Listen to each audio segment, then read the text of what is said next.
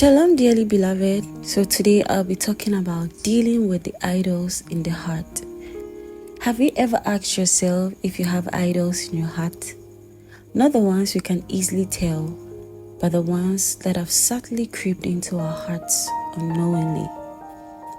Idols are those things that take the place of God in our hearts, and most often our minds. And I'll explain further. When God mentioned we should not have any other God apart from Him, it wasn't because God was trying to pose as insecure or was trying to manipulate the lives of men.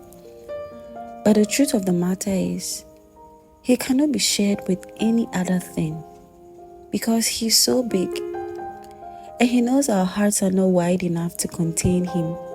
Yet, He allows us to freely choose who we want to worship, even though He desires that our heart only longs after Him and Him alone.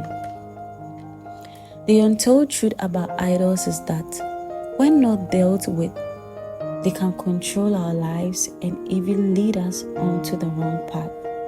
They can veil us and eventually destroy us. Now, what I've come to realize about idols is that they are exposed most often in our waiting season. And that is why in those moments, we do not stay idle, but seek to come to the end of ourselves, yielding fully only to what God truly wants us to have in those periods. Let's look at a vivid example in the Bible, which is Hannah. Hannah is a career where a people who lived a righteous life, yet they were without a child.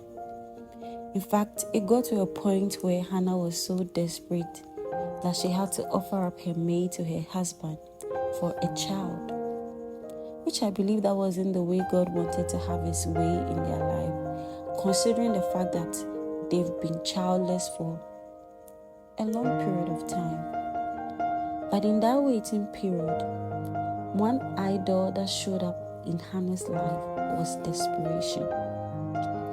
Though her husband consented to it just to please her wife, desperation was much highlighted. And to say this in passing, God is never in a hurry.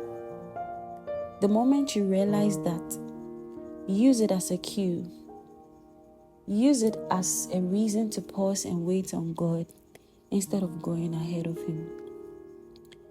Though at the end of the day, God had His way at the right time, a little pause, a little ponder, just to submit that desperation could have prevented the unwanted.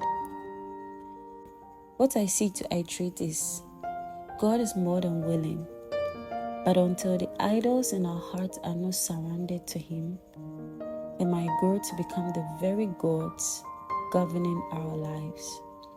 And one of the ways to identify those idols is in intimacy with our Father, where we have an open-end conversation with Him, unburdening our hearts and being honest with Him about our motives. The Word of God is sharper than any two-edged sword. It is the only means we are able to discern the intent of our hearts and our motives. It is the only means we can separate spirit from soul. It is the only means we can separate joint from marrow.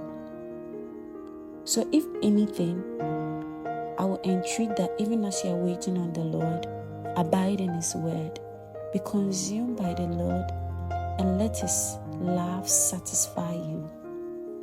It is only when we are naked and unashamed before God are we able to receive His grace in time of need.